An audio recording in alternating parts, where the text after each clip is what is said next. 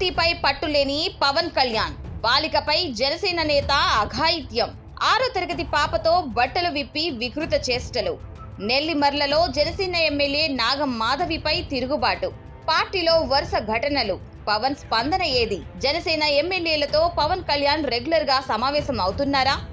నియోజకవర్గ ఇన్ఛార్జీలతో మాట్లాడుతుంటారా? అధినేతకు పార్టీకి మధ్య సమన్వయం ఉందా? ఉన్నట్లయితే కనిపించడం లేదు. పార్టీలో వ్యవహారాలను ఎవరు పర్యవేక్షిస్తున్నారో తెలియదు. గతంలో బాధ్యతలు మొత్తం నాదెండ్ల మనోహర్ కు అప్పగించారు. ఇప్పుడు ఆయన కూడా బిజీ.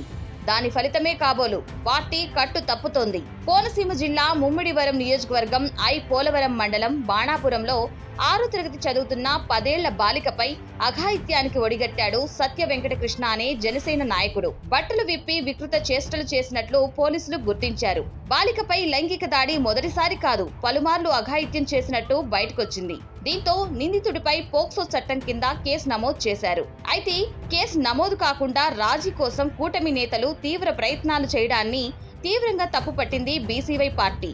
బాధిత కుటుంబానికి చట్టపరంగా న్యాయం చేయడంతో పాటు బాలిక ట్రీట్మెంట్ కు ఆర్థిక సాయం కూడా చేయాలని డిమాండ్ చేస్తున్నారు బీసీవై పార్టీ అధినేత బోడే రామచంద్ర యాదవ్. ఇక నెల్లిమర్ల ఎమ్మెల్యే నాగం మాధవిపై నియోజకవర్గ ప్రజలు ఎదురు తిరిగారు. తుఫాన్ సమయంలో తమకు అందాల్సిన రేషన్ అందకపోవడంపై నిలదీశారు. పైగా కొందరికి 50 కిలోల బియ్యం అందిస్తే మరికొందరికి 25 కిలోల బియ్యం మాత్రమే అందించారు. ఈ వివక్ష ఏంటని ప్రశ్నించారు. ఓవైపు తుఫాను సమయంలో అందరూ సిద్ధంగా ఉండాలని, ఎవరికి ఏ అవసరం వచ్చినా స్పందించాలని ఓవైపు అధికారులకు చెప్పిన పవన్ కళ్యాణ్ సొంత పార్టీ నేతల విషయంలో మాత్రం ఆ సమన్వయం చేసుకోలేకపోయారా అనే ప్రశ్న వినిపిస్తుంది. తుఫాన్ బాధితులకు ఇప్పటికైనా న్యాయం చేయాలని డిమాండ్ చేస్తుంది బీసీవై పార్టీ. అవసరమైతే పవన్ కళ్యాణే నేరుగా రంగంలోకి దిగి పరిస్థితులను చక్కదిద్దాలని బీసీవై పార్టీ అధ్యక్షులు బోడే రామచంద్ర యాదవ్ డిమాండ్ చేస్తున్నారు.